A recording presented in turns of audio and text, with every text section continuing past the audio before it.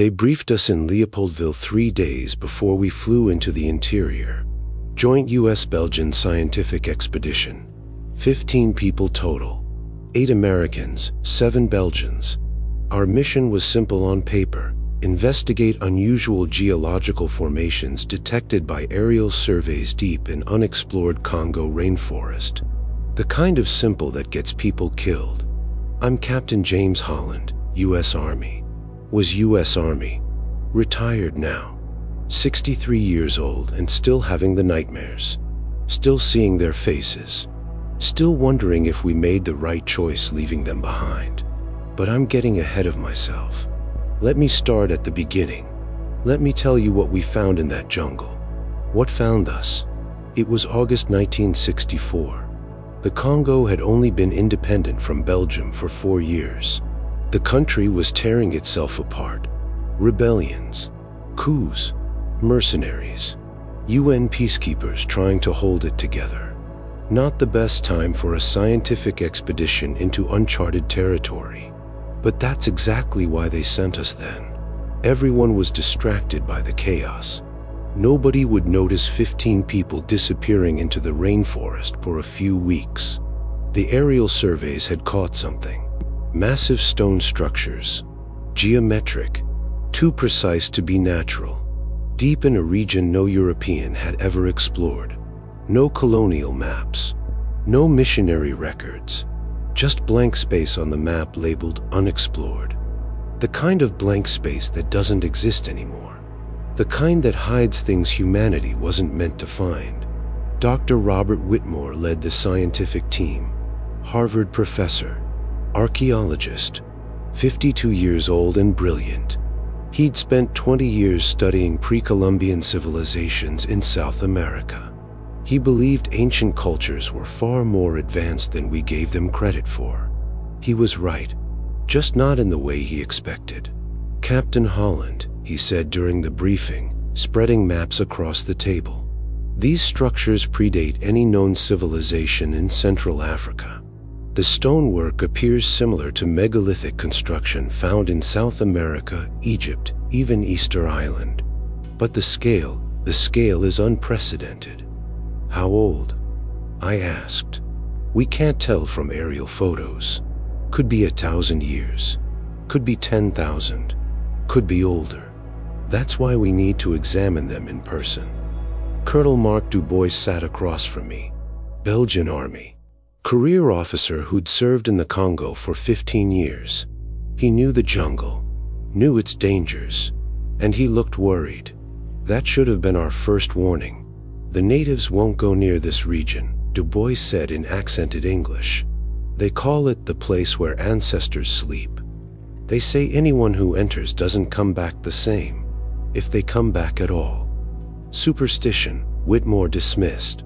Every indigenous culture has forbidden zones, usually around sacred sites or dangerous terrain. Perhaps, Dubois said, but superstitions often have roots in truth. Something made them afraid of that place. The rest of the team was standard for this type of expedition. Scientists to study different aspects of the discovery. Military personnel to provide security and logistics.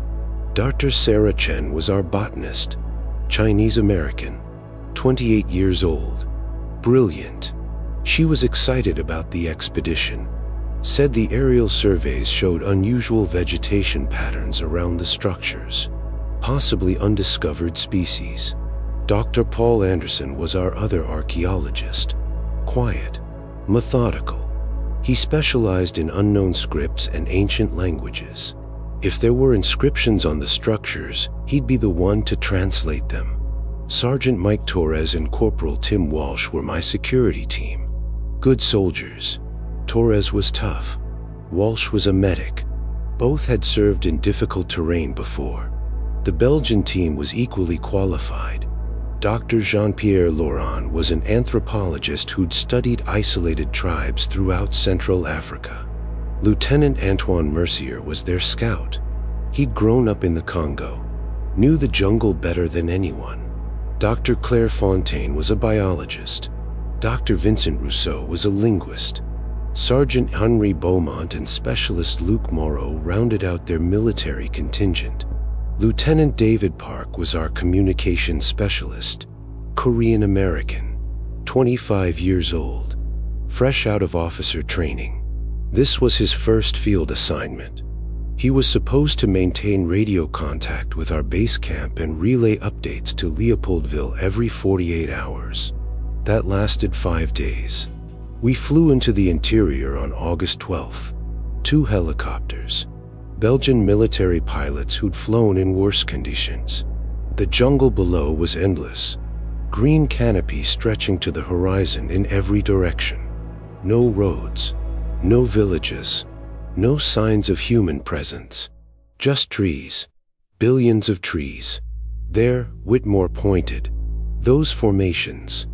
I saw them, rising above the jungle canopy. Stone structures. Massive, dark gray stone covered in vegetation. But the shapes were wrong. Too angular. Too precise. Not natural. Not even close to natural. We landed in a clearing 2 kilometers from the structures. The pilots would wait 24 hours. If we didn't return or radio by then, they'd leave and report us missing. Standard procedure.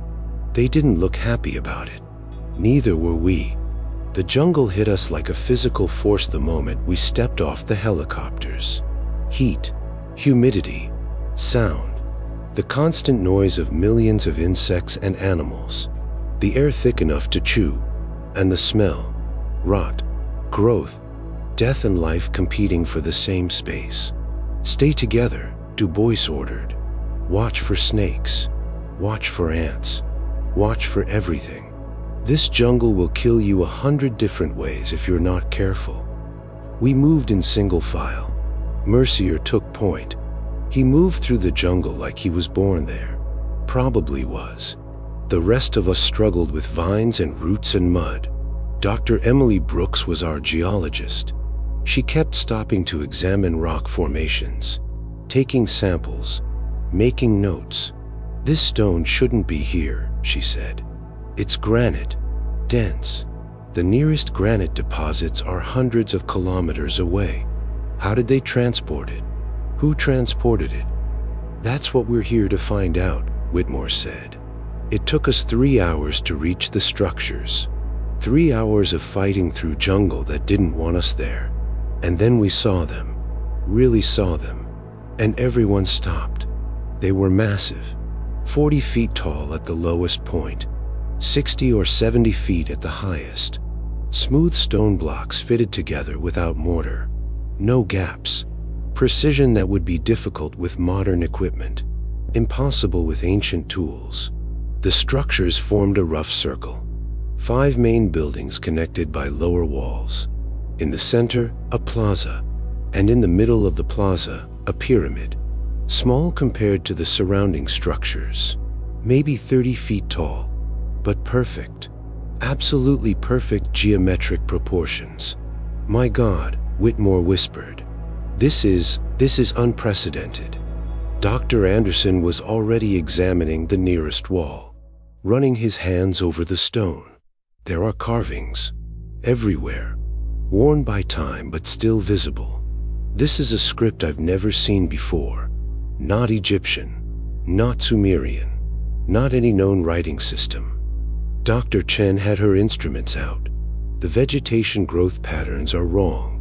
These structures should be completely overgrown. But look, the stone is almost clean, like something prevents plants from taking root. How old? I asked. Brooks was taking readings with her equipment. Her hands were shaking. Captain, according to this, the stone is showing exposure weathering consistent with at least 20,000 years. Maybe more. That's impossible. There were no civilizations capable of this kind of construction 20,000 years ago. We were barely making stone tools. Then your equipment is wrong, I said. I've checked it 3 times. It's not wrong. Du Bois walked the perimeter. Professional. Assessing threats. No recent human activity. No tracks. No fires. No refuse. If anyone's been here recently, they left no trace. The natives said nobody comes here, Mercier added. Now I understand why. This place feels wrong. He was right. There was something off about the site. The air felt different, heavier. The jungle sound seemed muted, like the forest was holding its breath. And there was a smell, faint, under the normal rot and growth. Something mineral, something old. We'll establish camp at the perimeter, I decided, outside the structures. Nobody enters the buildings until we've done a full survey tomorrow. Park set up communications. Try to raise base camp. Park unpacked his radio equipment, started running diagnostics. Frowned. Captain, I'm getting interference. Lots of it. Not atmospheric. It's coming from the structures themselves. They're putting out some kind of electromagnetic field. How is that possible? Whitmore asked. These are stone structures. Stone doesn't generate electromagnetic fields. I'm telling you what my equipment shows. Something here is interfering with radio signals. I'll keep trying, but no guarantees. We set up camp as the sun fell. In the jungle, darkness comes fast. One moment there's light. The next, complete blackness. We had electric lanterns, flashlights, but they seemed inadequate against that darkness. Like the shadows were thicker here, heavier. Dr. Fontaine was examining insects she'd collected. Fascinating. The insect species around the structures are different from those just a few hundred meters away. Different evolution, different adaptation. Like this area is isolated, cut off from the surrounding ecosystem. But that shouldn't be possible. Not in a rainforest. Everything here is impossible, Brooks muttered. 20,000-year-old structures with impossible construction. Electromagnetic fields from inert stone. Isolated ecosystems. None of this makes sense. That's why we're scientists, Whitmore said. To make sense of the impossible. We ate cold rations. Nobody wanted to risk a fire. The jungle was dry despite the humidity, and fire attracts attention. We didn't know what might be watching from the darkness. Dr. Rousseau spent the evening examining photos of the carvings, creating a preliminary catalog. The symbols are consistent, he said. Repeated patterns. This is definitely a language. A complex one. But without a reference point, without a Rosetta Stone, it could take years to translate. We have 2 weeks, Du Bois reminded him. After that, the pilots return. We extract whether our work is finished or not. 2 weeks isn't enough. This site needs years of study. Decades. 2 weeks is what we have. I set watch rotations. Torres first, then Beaumont, then Moreau. 3-hour shifts. The rest of us tried to sleep. Tried. But sleep didn't come easy. The jungle was loud. And under those sounds, there was something else. A vibration. So low it was almost below hearing. But you could feel it. In your chest. In your bones. Around midnight, Torres woke me. Captain, you need to see this. I grabbed my rifle and followed him. He led me to the edge of our camp, pointed at the central pyramid. Watch. I watched. At first, I saw nothing. Then I noticed it. A faint glow, very faint, coming from inside the pyramid. Pulsing, slow, like a heartbeat. How long? I asked. Started about 20 minutes ago. It's getting brighter. Very slowly, but definitely getting brighter. I woke Du Bois and Whitmore. We watched the pyramid together. The glow continued, pulsing, growing imperceptibly brighter. Bioluminescence, Whitmore suggested. Some kind of organism? In stone? Du Bois was skeptical. Phosphorescence then. The stone absorbing sunlight and releasing it slowly. That's not how phosphorescence works, Brooks said, joining us. And even if it was, stone doesn't glow like that. That's not reflected light. That's coming from inside the structure, from deep inside. We watched until dawn. The glow faded as the sun rose. By full daylight, it was gone completely, like it had never existed. But we'd all seen it, all felt it. That slow pulse, that heartbeat. We need to enter the structures, Whitmore said. Today, whatever's causing that glow, whatever's generating the electromagnetic field, the answers are inside. Not until we've done proper reconnaissance, I insisted.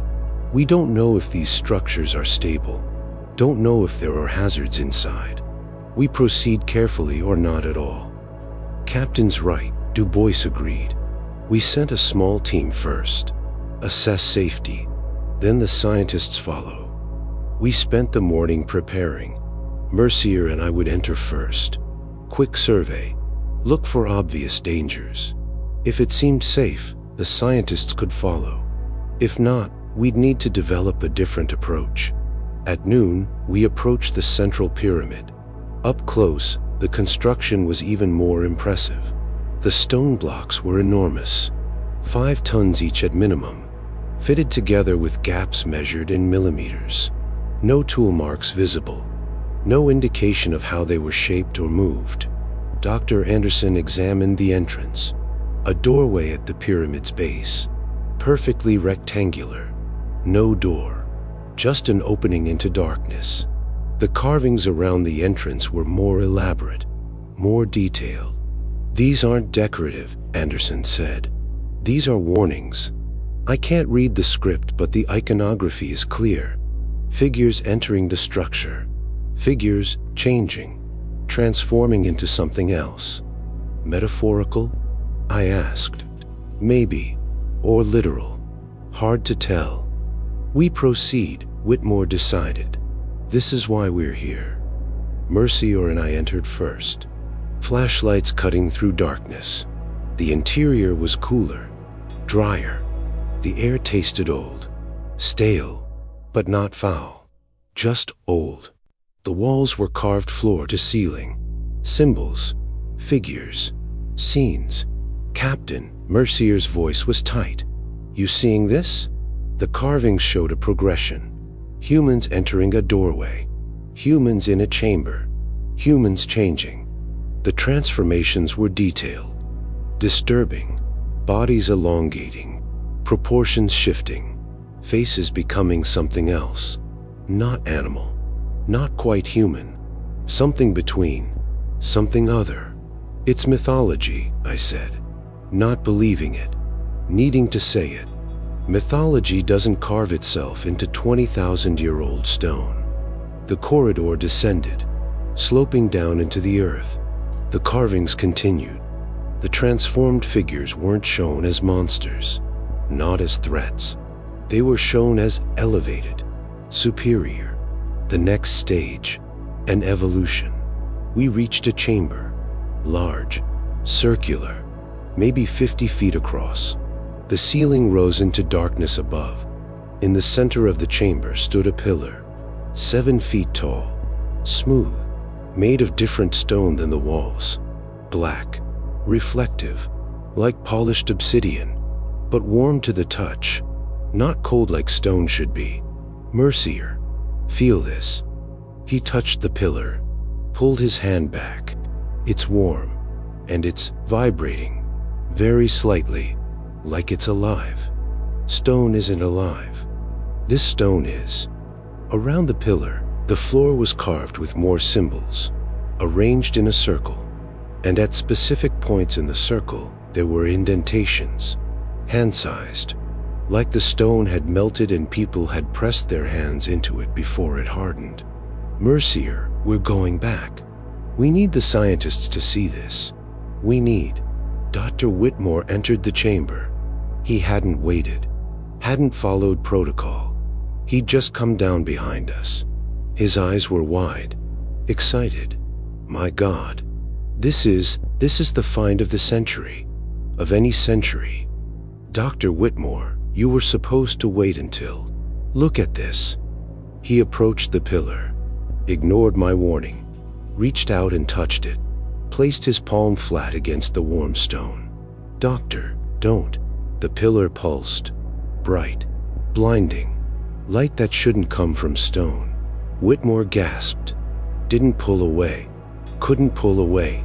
His hand was fused, merged with the stone, or the stone was merged with him. I couldn't tell which. Get him off. Mercier grabbed Whitmore, tried to pull him away. The light intensified. I shielded my eyes, heard Whitmore screaming, not in pain, in revelation, like he was seeing something, understanding something, something vast. Then it stopped. The light cut off. Whitmore collapsed. His hand came away from the pillar. No mark on the stone, no mark on his hand, like nothing had happened. But his eyes were different, wider, the pupils dilated, and the color was wrong, not brown anymore, darker, deeper, like looking into empty space. "Doctor?" I knelt beside him, checked his pulse, strong, steady, too steady, like a metronome, perfect rhythm. Humans don't have perfect rhythm. "I'm fine," Whitmore said. His voice was calm, too calm. "I'm better than fine. I understand now. I understand what this place is, what it does, what we're meant to become. We're getting you out of here, getting you medical attention. No, we need to stay. All of us. We need to complete the transformation. It's beautiful, Captain. If you could see what I see, if you could understand what I understand. We've been so limited, so blind. But this place can free us, can evolve us, can make us what we were always meant to be." Mercier met my eyes. I saw my own fear reflected there. Something was wrong with Whitmore, fundamentally wrong. Whatever that pillar had done to him, whatever he'd experienced, it had changed him. In minutes, maybe seconds. "Held me with him," I said. We lifted Whitmore. He didn't resist, didn't help either. Just stood there, looking at the pillar, smiling slightly, like he was listening to music only he could hear. We carried him to the surface. The other scientists were waiting. They saw his eyes, saw his expression.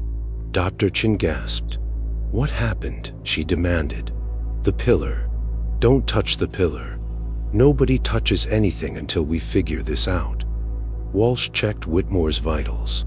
Everything reads normal. Heart rate, blood pressure, temperature, all normal.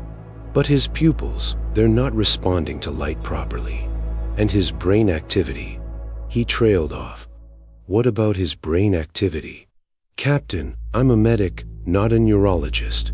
But I've seen enough head injuries to know something's wrong.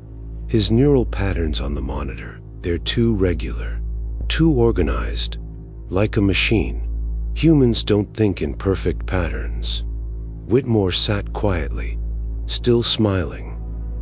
"I can hear it," he said. "The structure, the pillar.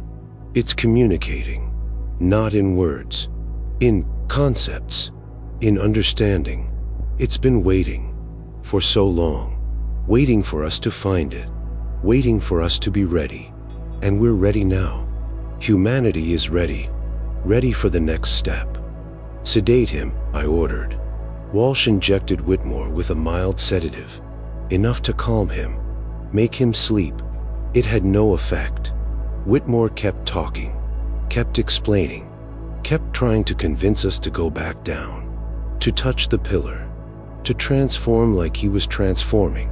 "Tie him up," Du Bois said, "for his own safety, until we understand what's happening." We restrained Whitmore, gently. He didn't resist, just kept talking. And as the day wore on, his voice changed, became layered, like multiple people talking at once. And his skin started to look different, smoother, almost translucent. You could see the blood vessels beneath, pulsing, that same slow rhythm we'd felt from the pyramid. Night fell. The pyramid began to glow again, brighter than the night before, and Whitmore glowed too, faintly, his skin emitting that same pulsing light. "We need to leave," Park said. "Now. Tonight. We get to the helicopters. We extract. We report this. Let someone else figure out what's happening." "We can't move at night in the jungle," Mercier said. "We'd be dead in an hour. We wait for dawn. Then we leave." But dawn never came. Not for all of us. I didn't sleep that night. Couldn't. None of us could. We sat in our camp watching Dr. Whitmore glow in the darkness, watching him change, hour by hour, his skin becoming more translucent, his veins visible beneath, pulsing with that steady, inhuman rhythm.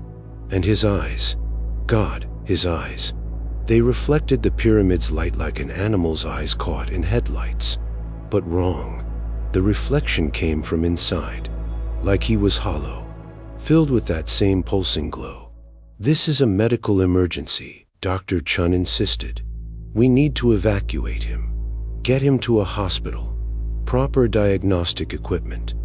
The helicopters won't return until tomorrow afternoon," Du Bois reminded her. 18 hours minimum. And Park still can't establish radio contact. The electromagnetic interference is getting worse. Park nodded. He'd been trying all evening.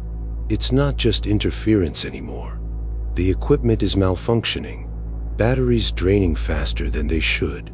Circuits shorting out. Whatever's generating the field, it's getting stronger.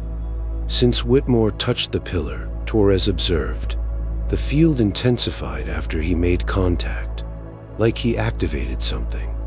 Or something activated him, Walsh muttered. Whitmore sat peacefully, still restrained, still glowing, still smiling. "You're afraid," he said in that layered voice. "I understand. Change is frightening. But this isn't destruction. This is ascension. The structure isn't a tomb. It's not a temple. It's a transformation chamber. The people who built it, they weren't primitive. They were advanced, far beyond us. They understood that biological evolution is too slow, too random. So they built tools to guide it, to accelerate it, to perfect it." "That's not possible," Brooks said. "Technology requires infrastructure, industry, resources. 20,000 years ago, humans were hunter-gatherers. We didn't have metallurgy, didn't have writing, didn't have—" "You're thinking linearly," Whitmore interrupted. "Assuming progress is a straight line. But it's not. Civilizations rise. Civilizations fall. Knowledge is lost. What we consider primitive, they might have been remnants, survivors of something greater, something we can barely imagine." Dr. Anderson had been studying his photographs of the carvings, mapping the symbols, creating a grammar. "He might be right," Anderson said quietly. "The iconography suggests a pre-existing civilization, highly advanced. These structures weren't built by the transformed. They were built to create the transformed, to preserve something, some kind of genetic or mimetic pattern, a way to pass something forward through time." "Pass what forward?" I asked. "I don't know. The carvings suggest consciousness, memory, identity, not individual identity, collective, like they were trying to preserve the consciousness of their entire civilization, store it somehow. And when someone touches the pillar, when someone makes contact, that consciousness transfers, integrates, transforms the host into something that carries both the individual and the collective." "That's insane," Du Bois said. But his voice lacked conviction. We were all watching Whitmore, watching him become something else, something that suggested Anderson might not be insane at all. Dr. Rousseau had continued his translation work. "The symbols around the entrance. I've made progress. They're not warnings. Not exactly. They're instructions. A sequence. Steps. And there's a number. repeated throughout the carvings. 9, always 9. 9 figures entering, 9 figures transforming, 9 figures emerging as one. 9? Dr. Fontaine looked around our camp. There are 15 of us. Maybe that's why the natives don't come here, Mercier suggested. They know. Somehow they know the structure requires 9, takes 9, and anyone who approaches in the right number doesn't leave. Superstition, Dr. Chin said. But she didn't sound convinced anymore. Around midnight, Dr. Laurent approached Whitmore. The Belgian anthropologist had been quiet all evening, observing. Dr. Whitmore, can you describe what you experienced when you touched the pillar? Whitmore turned those glowing eyes toward Laurent. I saw them, the builders, not physically. In my mind, in my understanding, they were like us. Once, human, or something very close to human.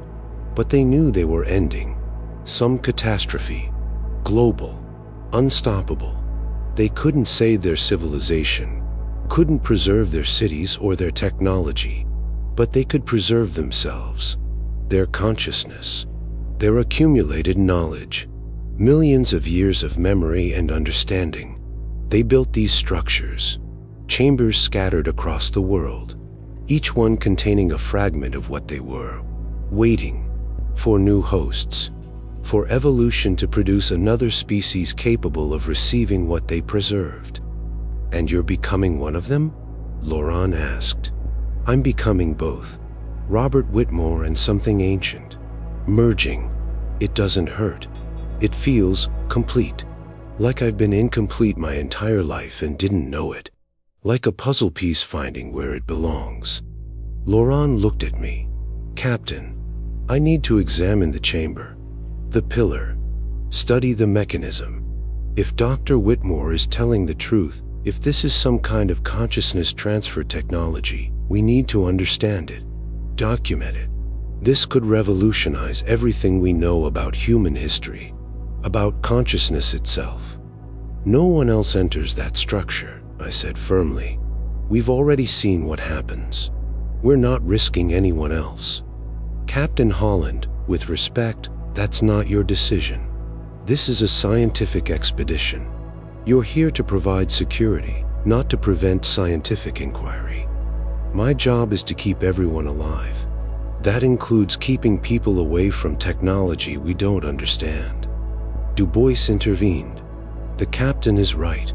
No one enters the structure until we've extracted and reported. Then let the governments decide. Let them send specialized teams, equipment. This is beyond our mandate. But I saw it in their eyes. The scientists. They didn't want to leave. Didn't want to abandon the greatest archaeological discovery in human history. They wanted to understand, to study, to document. And some of them wanted to experience it. Wanted what Whitmore had experienced. Dr. Chen in particular couldn't look away from Whitmore. Are you in pain? She asked him. Is the transformation painful? No pain. There was a moment of intensity, of overwhelming sensation, but not pain. More like awakening. Like I'd been asleep my entire life and suddenly became aware. Conscious in a way I'd never been before. And you can still think? Still reason? You're still you. I'm more than me. I'm me plus something vast. Something ancient. We exist together. Coexisting. Cooperating. It's beautiful, Sarah. If you could understand. If you could feel it. Dr. Chin stood abruptly. Walked to the edge of camp. Stared at the pyramid. I followed her. Don't even think about it, I said. Think about what? Going down there. Touching the pillar. Transforming like Whitmore. Would that be so terrible? Look at him. He's not suffering. He's not dying. He's evolving. Becoming something more than human. How can that be wrong? Because we don't know what he's becoming. Don't know if Robert Whitmore still exists in there or if something else is just using his body. Using his memories to convince us to join him. You heard him describe it. Consciousness transfer. Preserved knowledge. This could be the most important discovery in human history. And you want to run away. Bury it. Pretend we never found it. I want to keep my people alive. That's my job. My only job. She turned to me. Her eyes were bright, excited. What if this is why we're here? What if humanity's entire evolution has been leading to this moment? To us finding these structures? To us being ready to receive what they preserved? That's crazy talk. Is it? We've always wondered if we're alone. If intelligence is rare, what if it's not rare at all? What if intelligence is a pattern the universe creates over and over? And what if that pattern found a way to preserve itself? To pass forward through extinction events? Through the death of civilizations? These structures could be seeds, consciousness seeds, scattered across the planet, waiting for the next intelligence to bloom. And when we find them, when we touch them, we inherit everything that came before. We become the continuation, the next chapter. You're starting to sound like him. Maybe he's right. Maybe we should listen. I grabbed her arm. Dr. Chen. Sarah. Look at me. Really look at me.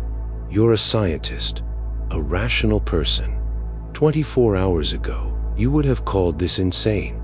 Now you're talking about consciousness seeds and inherited intelligence. That's not you thinking. That's the structure. The field it's generating. It's affecting your judgment. Affecting all of us. She pulled away. Or maybe it's clarifying our judgment, helping us see what we've been too blind to see. I realized then that we were in serious trouble. The structure wasn't just transforming Whitmore physically. It was affecting everyone psychologically, subtly changing how we thought, how we perceived, making the impossible seem reasonable, the terrifying seem desirable. Du Bois, I called. We need to move camp. Get further from the structures. The field is affecting cognitive function. The Belgian colonel nodded. He'd noticed it too. Agreed. We pack up. Move back toward the landing zone. Put distance between us and whatever that pyramid is doing. But as we started breaking camp, Dr. Laurent stood. No, I'm staying. I need to study the structure. This is too important to abandon. That's not your choice, Du Bois said. It absolutely is my choice. I'm a civilian scientist, not under military command. I'm staying. If you want to run, run. But I'm staying.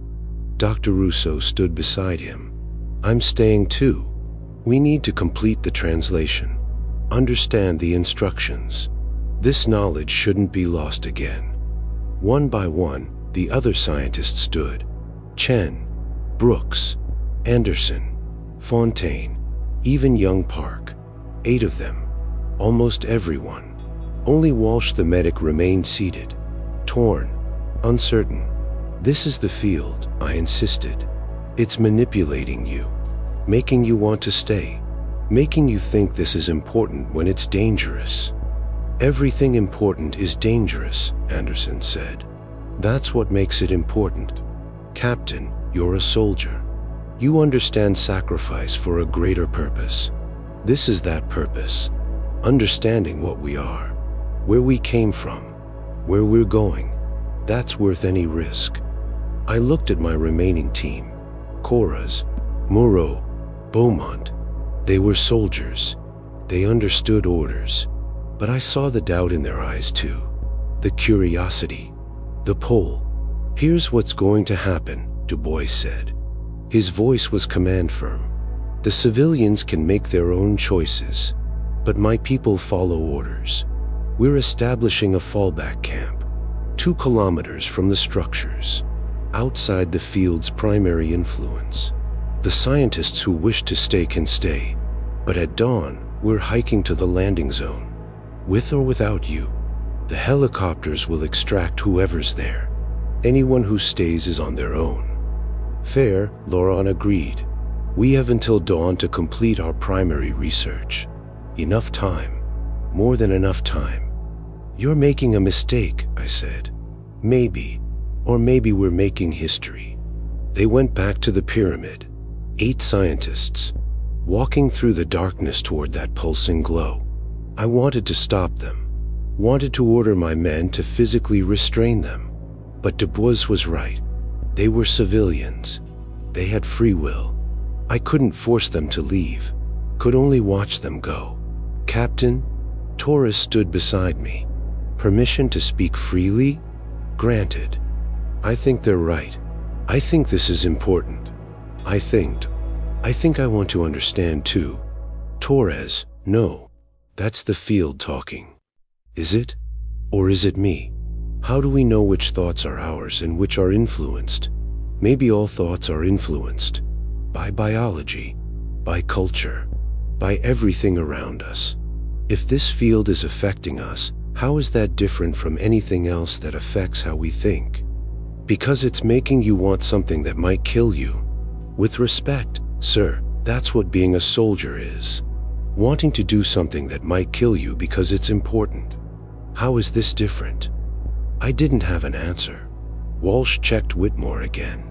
The transformation was progressing. His skin was now almost transparent. You could see his organs beneath, not grotesquely.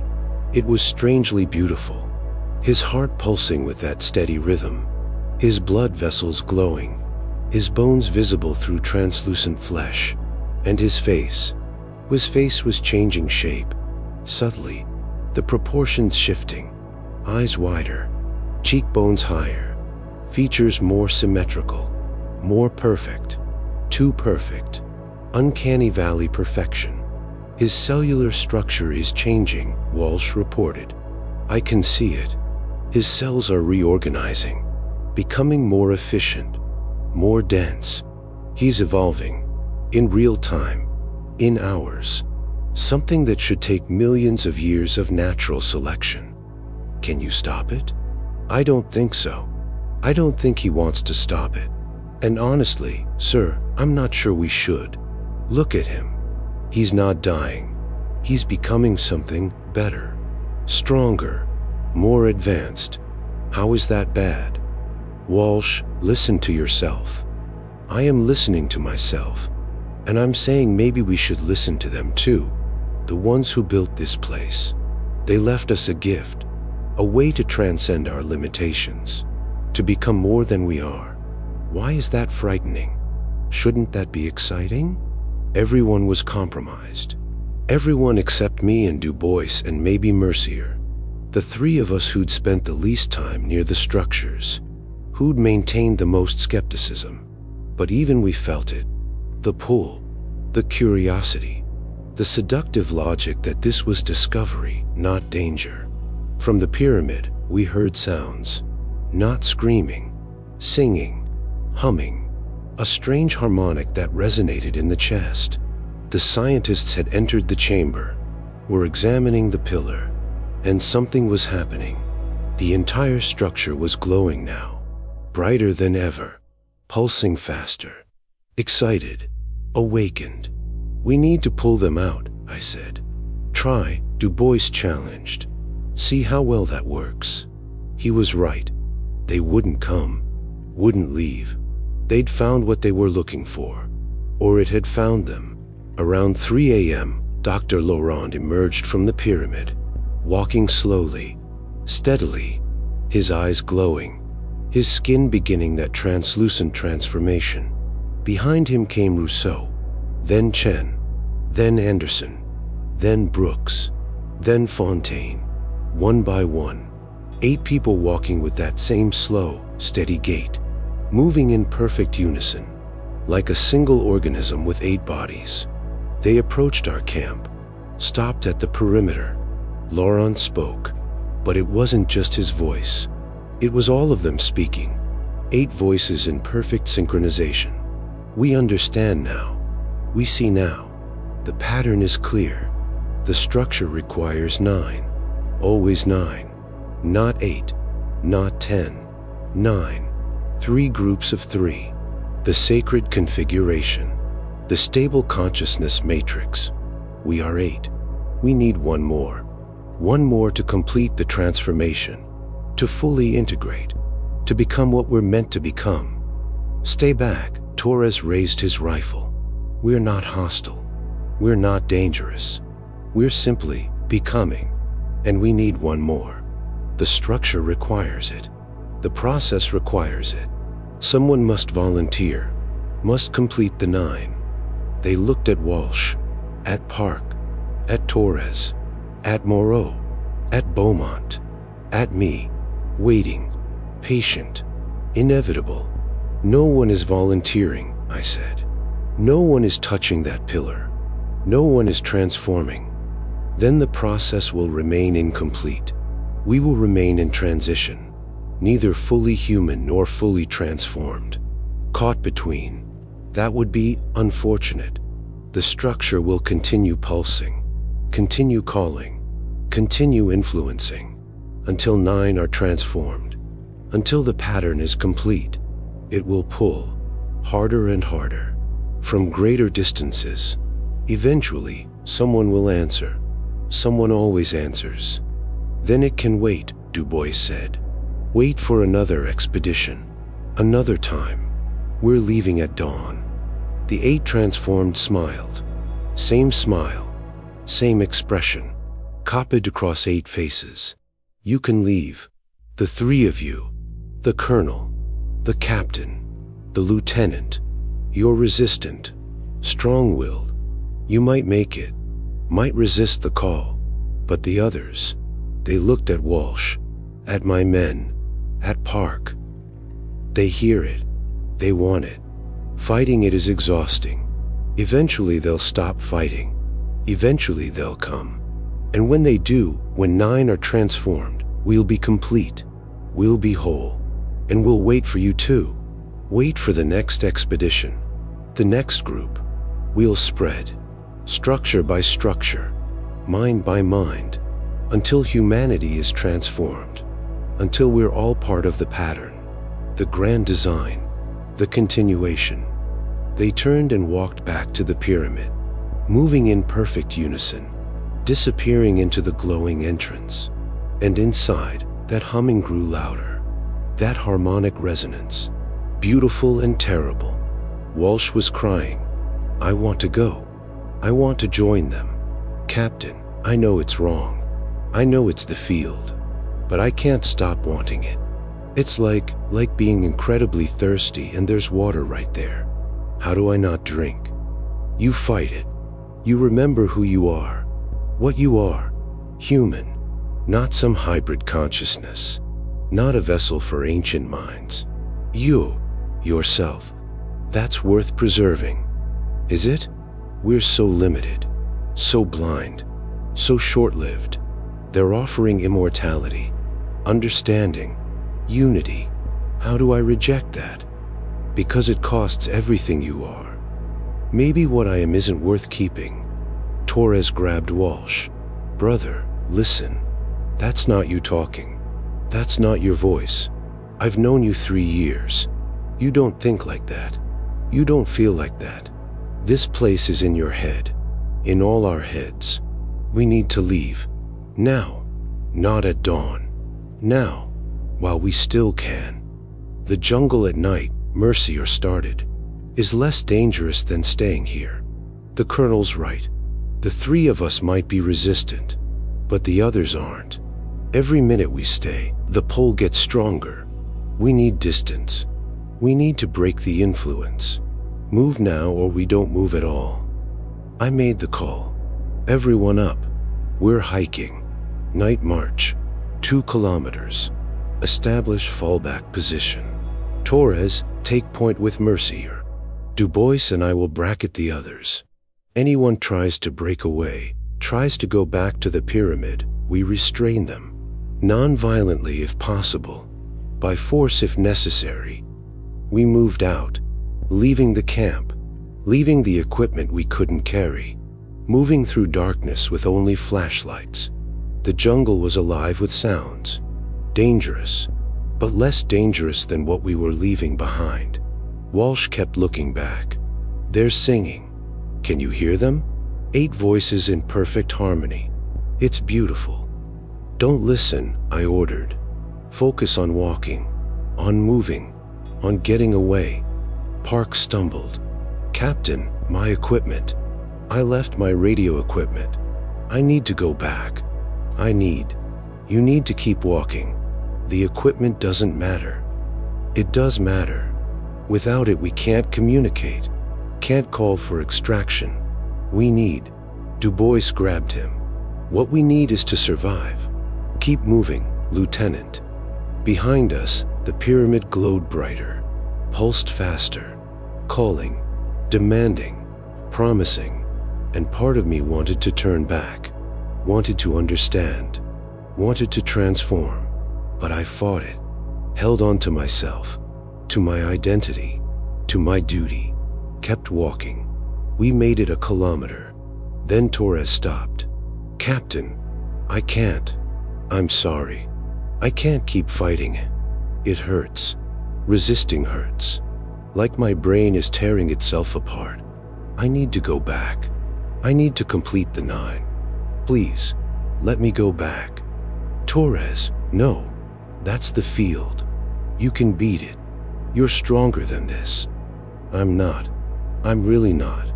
And I don't want to be. I want what they have. That unity. That understanding. That peace. Please, Captain, let me go. I'll walk back myself. You don't have to come. Just let me go. I looked at Du Bois. He looked at Mercier. We were losing. The field's reach was greater than we thought. Greater than 2 kilometers. Maybe greater than 10. Maybe there was no escape. Maybe it would pull everyone eventually. Maybe resistance was just prolonging the inevitable. Sedate him, I ordered Walsh. Captain, I don't think. That's an order, Corporal. Walsh injected Torres with a strong sedative, enough to knock him out. Torres fought it for a moment, then collapsed. We carried him, kept moving, put another kilometer between us and the structures. At 2 kilometers, the pull lessened, slightly, noticeably, like walking from a strong current into calmer water. Still there, still pulling, but manageable, resistible. We made camp, set watch, tied up Torres so he couldn't walk back when he woke. And we waited for dawn, waited for the helicopters, waited for extraction. But dawn brought something else, something worse. The 8 transformed emerged from the jungle, walking toward us with that same synchronized gait. And with them, walking between them, was Dr. Emily Brooks, the 9th. She'd gone back during the night, volunteered, completed the pattern. They stopped at the edge of our camp, and I saw it. Saw what 9 transformed looked like. They weren't separate anymore. They moved as one, thought as one. 9 bodies but one consciousness. One entity, ancient and new, human and other, perfect and terrible. It's done, they said with 9 voices. We are complete. We are whole. We are the continuation. Thank you for bringing us here, for awakening us, for giving us new vessels, new hosts. We will wait now, wait for more. And when enough are transformed, when the pattern is sufficiently distributed, we'll emerge. We'll integrate with humanity fully. We'll guide your evolution, direct it, perfect it. This is our purpose, our gift, our love. They turned and walked back to the structures, 9 figures moving as one, disappearing into the pyramid.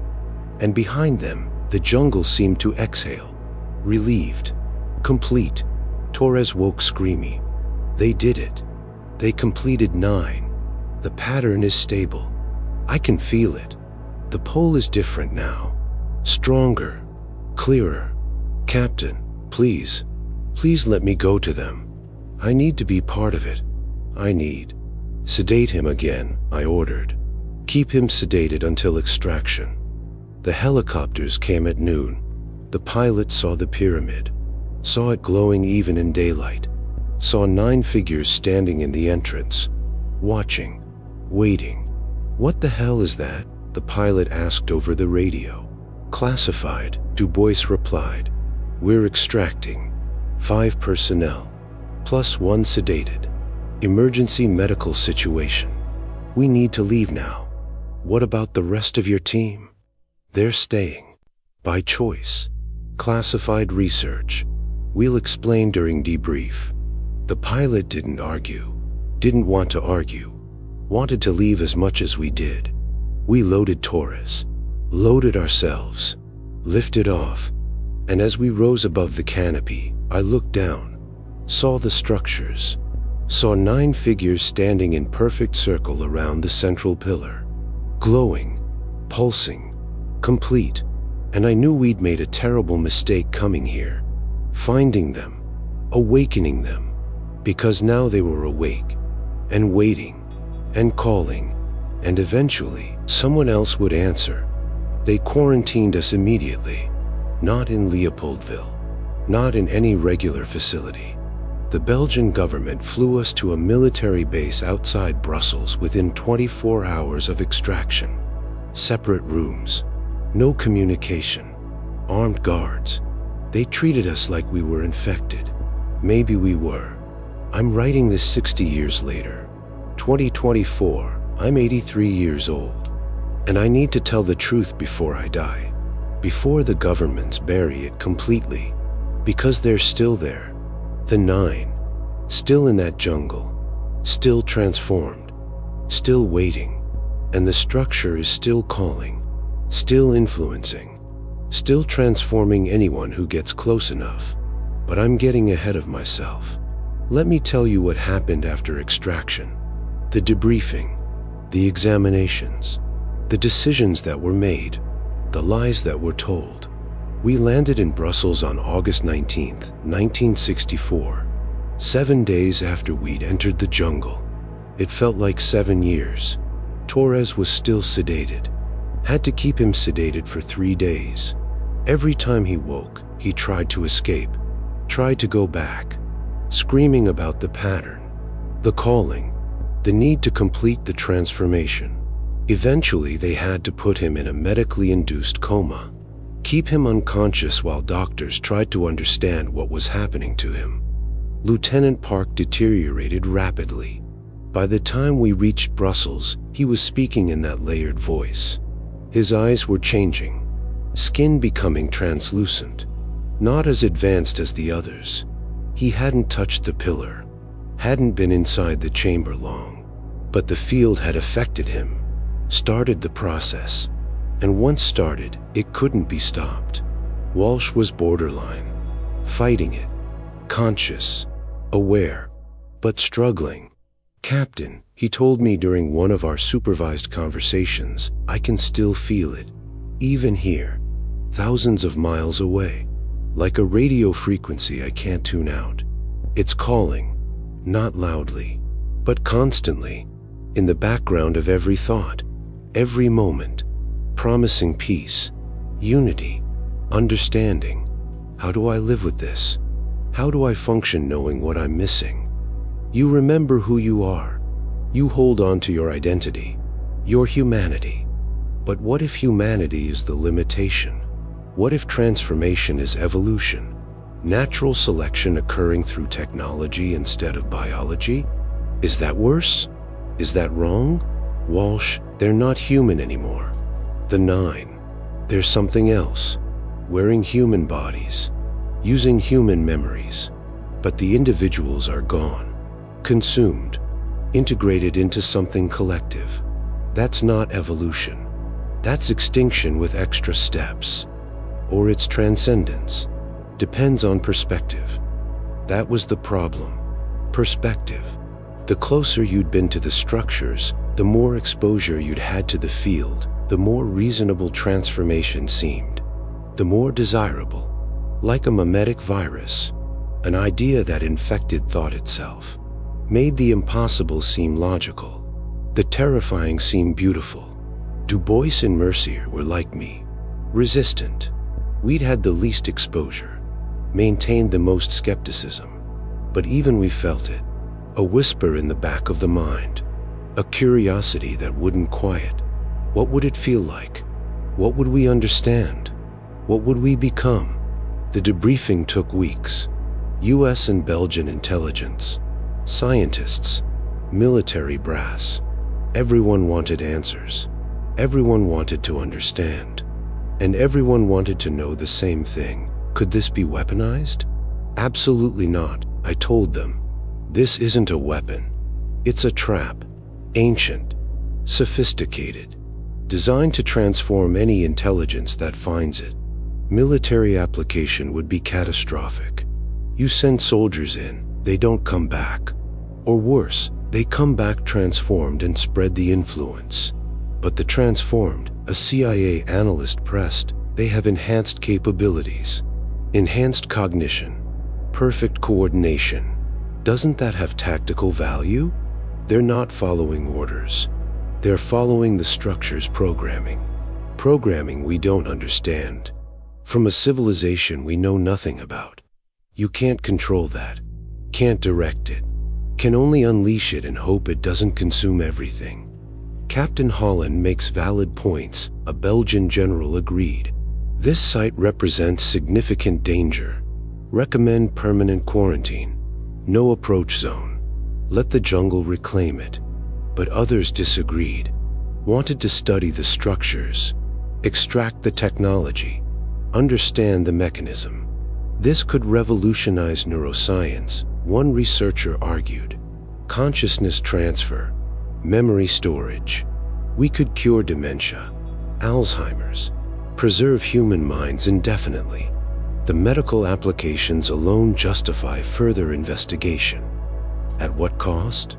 Du Bois demanded. We sent 15 people, lost 9 to transformation, 3 more psychologically compromised. Only 3 of us relatively unaffected. That's an 80% casualty rate. Unacceptable for any operation, especially one we don't understand. They argued for days. US wanted one approach. Belgians wanted another. CIA wanted to weaponize. State Department wanted to classify and forget. Military wanted to destroy. Scientists wanted to study. No consensus. No clear path forward. Meanwhile, Park completed his transformation. Took 2 weeks. Gradual. Progressive. We watched it happen. Documented every stage.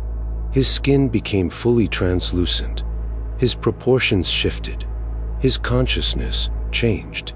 The individual named David Park disappeared, replaced by something that wore his face, used his memories, but wasn't him anymore. I understand now, he told us through the observation window. I resisted, feared, but transformation isn't death. It's awakening. I'm more now than I was.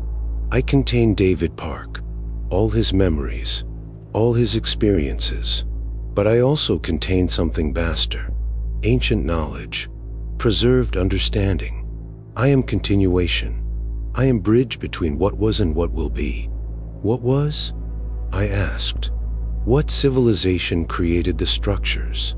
Where did they go? They didn't go anywhere. They're still here. In the structures. In the pattern. In us. They achieved what you call consciousness upload. Transferred their entire civilization into technological substrate. But not digital. Biological. They encoded themselves into the structures. Into the mechanism. Waiting for new biological vessels, for evolution to produce another sapient species.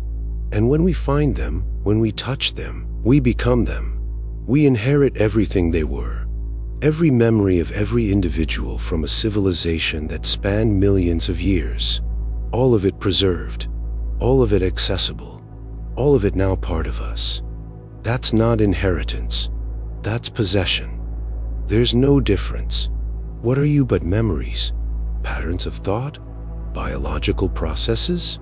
When those patterns integrate with other patterns, when those processes merge with other processes, is that possession or evolution?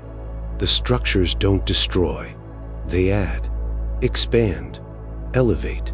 David Park still exists, but he's no longer alone. No longer limited to one lifetime of experience. He's part of something eternal. How many? Du Bois asked. How many structures exist? How many transformation sites? Park smiled, that uncanny perfect smile. The civilization was global. They built chambers everywhere, hundreds, maybe thousands, scattered across every continent. Most are buried, lost, waiting. But some have been found, throughout history, by different cultures, different civilizations. Those who transformed became gods, prophets, teachers, spreading the pattern, slowly, carefully, waiting for humanity to be ready, to be numerous enough, advanced enough. And now you are ready.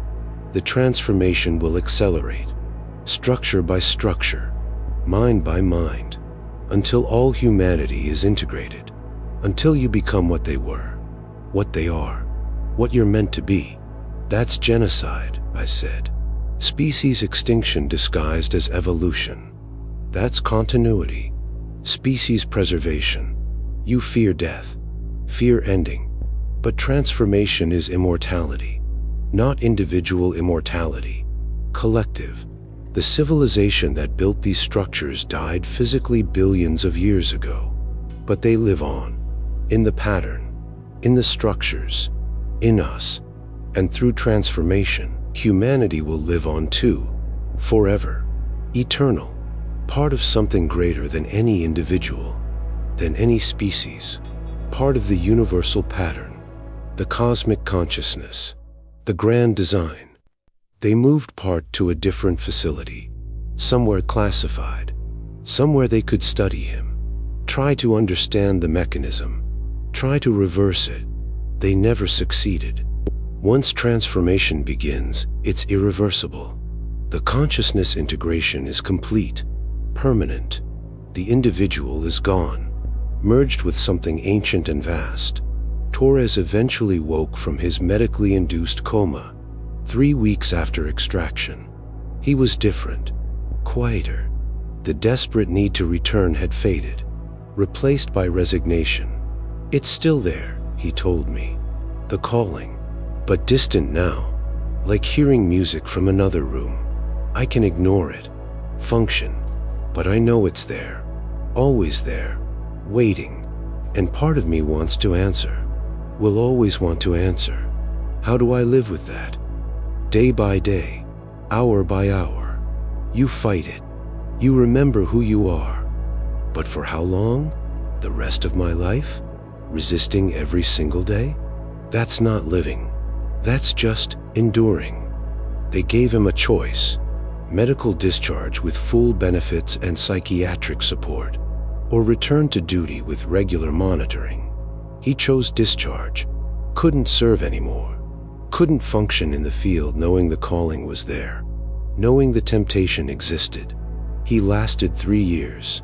In 1967, he disappeared. No trace, no body. But I know where he went. Back to the Congo, back to the structures, back to complete what he started. Walsh fought it longer, stronger. He stayed in service, became a career medic, got married, had kids, lived a relatively normal life. But he told me once, 30 years later, that the calling never stopped. It's always there, Jim, every moment of every day. Like an itch I can't scratch, a thirst I can't quench. I've learned to live with it, to function despite it. But it's exhausting, constantly fighting, constantly resisting. And I wonder if resistance is noble or just stubborn. If transformation is loss or liberation. I'll probably die still wondering. He passed in 2003, natural causes, heart attack. 68 years old. At his funeral, his daughter told me he'd been planning a trip to the Congo to see something he'd left behind 40 years ago. He never made it. Maybe that was mercy. The governments made their decision. Joint US-Belgian agreement. Classify everything. Quarantine the site. Establish permanent exclusion zone. No entry. No study. No exploitation. Just containment. Keep it secret. Keep it isolated. Let the jungle reclaim it. But they also dispatched monitoring teams, small groups, rotating every 6 months. Stay at the perimeter. Never approach the structures directly. Just observe. Document. Ensure the transformed don't leave. Ensure no one else enters. That program continues today. 60 years of constant surveillance. I've received updates, unofficial, through contacts who remained in intelligence. The 9 are still there, still alive, still transformed. 60 years without aging, without dying, without changing, perfectly preserved, perfectly patient. They don't leave the structures, don't attempt escape. Just wait. Wait for more people to find them. Wait for the pattern to spread. And people do find them. Locals, researchers, explorers.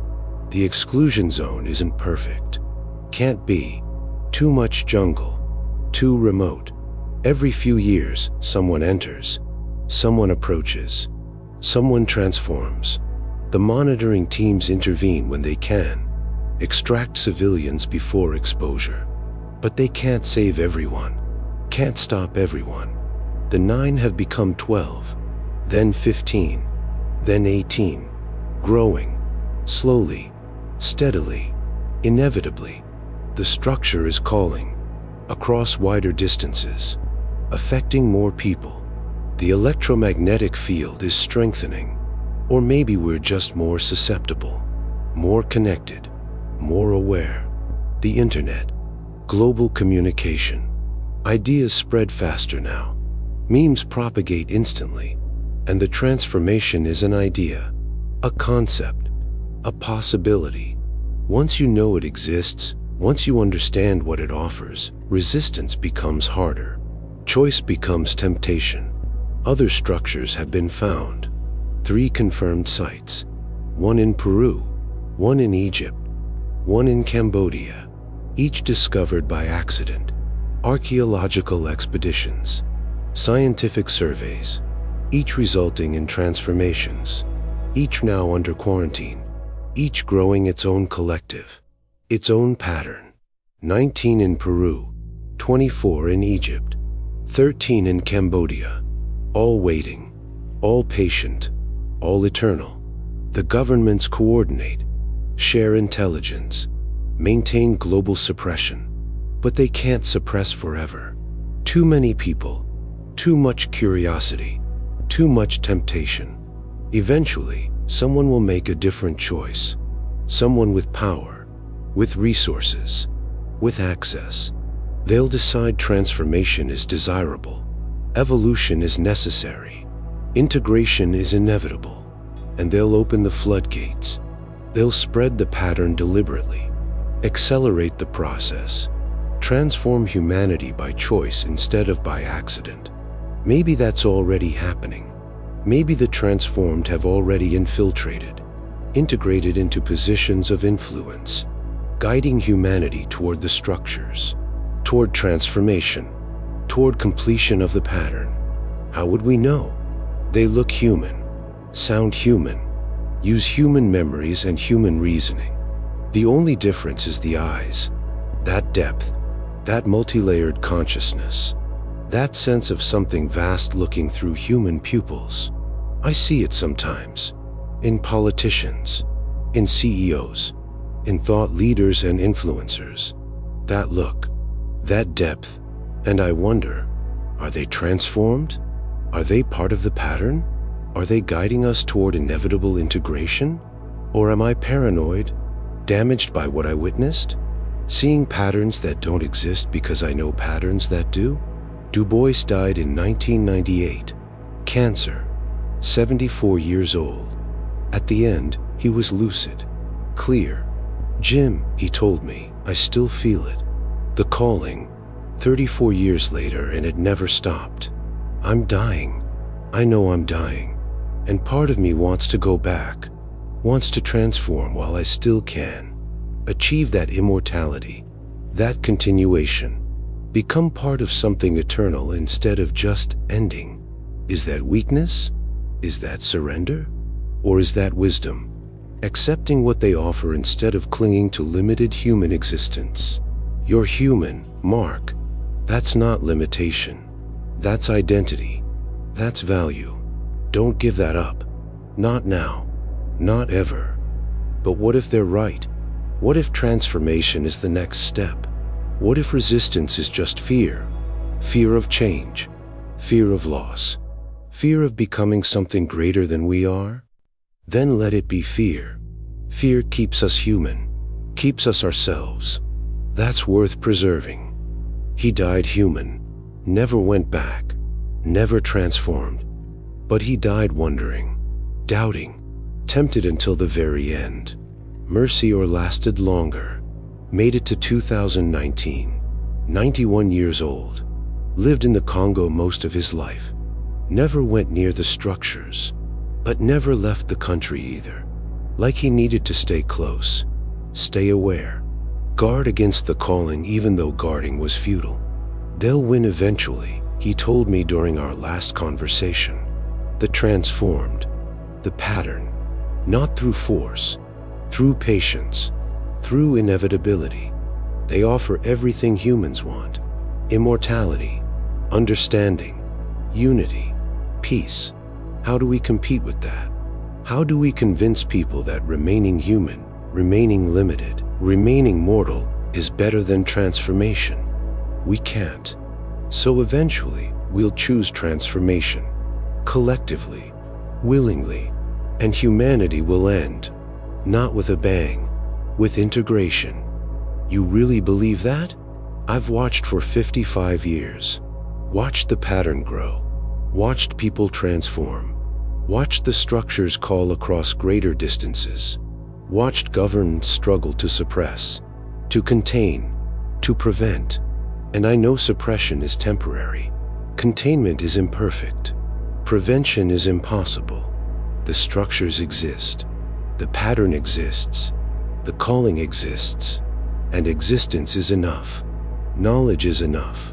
Once you know transformation is possible, once you understand what it offers, resistance requires constant effort, while acceptance requires only surrender. Which do you think humanity will choose? Eventually? I didn't have an answer. Still don't. Park is still alive, still transformed, still in containment. He's the longest studied transformed individual. 60 years of observation, documentation, analysis. He hasn't aged, hasn't deteriorated, hasn't changed, perfectly preserved, exactly as he was in 1964, 25 years old forever, or something that appears 25, housing consciousness that spans billions of years. They let me visit him sometimes, supervised, controlled. "Hello, Captain," he says. Every time, same greeting, same tone, like no time has passed, like we just spoke yesterday. "Have you reconsidered? Are you ready to understand? Ready to transform?" No. Stubborn. Humans are so stubborn, clinging to individuality, fearing unity. But unity is inevitable. The pattern is spreading, slowly, carefully, but spreading. More structures are being found. More people are transforming. More of us are awakening. Eventually, critical mass will be reached, and humanity will transform en masse, willingly, gratefully, recognizing transformation as liberation rather than loss. How many structures exist? Thousands, scattered across every continent, even Antarctica, even under oceans. The civilization that built them was truly global, truly advanced. They prepared for their physical extinction, encoded their consciousness into structures designed to last millions of years, waiting for the next sapient species, for us. And when we transform, when we integrate, we become them. We inherit their knowledge, their memories, their understanding. We become the continuation of a civilization billions of years old. How is that loss? How is that death? Because the individuals are gone. The humans who touch the pillars. They don't survive. They're consumed, replaced, integrated, elevated, expanded. David Park still exists. Every memory, every experience, every thought, all preserved, all accessible, but enhanced, augmented, merged with something vast. I am David Park, and I am ancient consciousness, and I am everything between.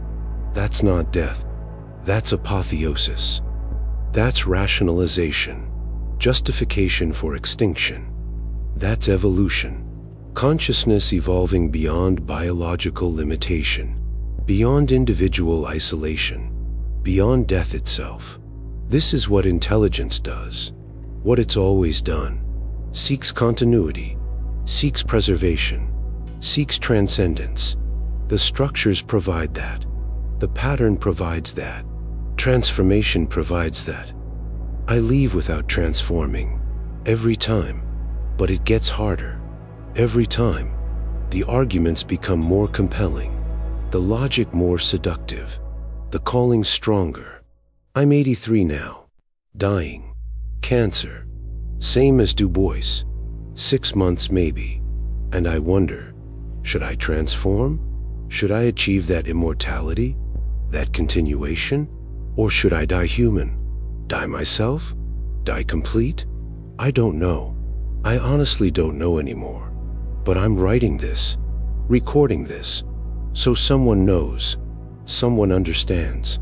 The structures exist, the pattern exists, the transformation is real, and it's spreading.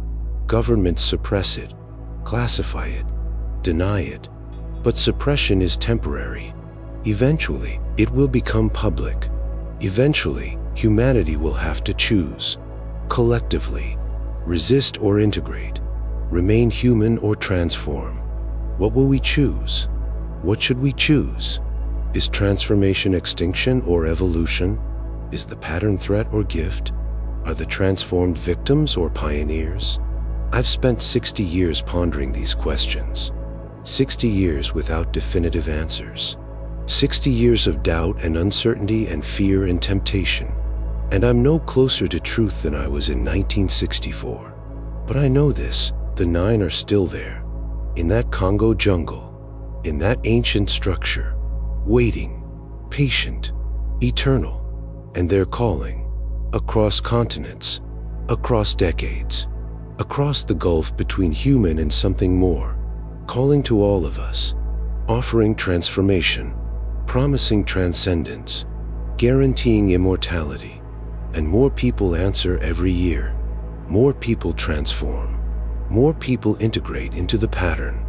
Until someday, maybe soon, maybe distant, enough will have transformed that the pattern achieves critical mass, achieves sufficient distribution, and then it won't need to wait anymore, won't need to call. It will simply spread, rapidly, inevitably, unstoppably, converting all humanity, integrating all consciousness, completing what was started millions of years ago by a civilization we never knew, that prepared for us, that waited for us, that offers us continuity, whether we want it or not.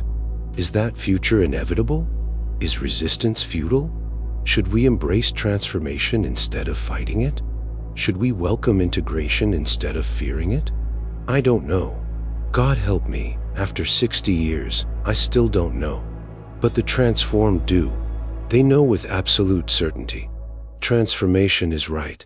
Pattern is progress. Integration is destiny. And they're willing to wait, forever if necessary. Because they have forever. Because they are forever. And eventually, they believe we'll understand. We'll accept. We'll transform. Maybe they're right. Maybe humanity's destiny is to merge with something ancient and vast, to become continuation rather than extinction, to inherit billions of years of accumulated knowledge and understanding, to transcend biological limitation and achieve something approaching immortality. Or maybe they're wrong. Maybe humanity's value lies in our individuality, our limitation, our mortality, our stubborn insistence on remaining ourselves despite temptation to become something greater. I wish I knew which was true. I wish I had certainty, but I don't.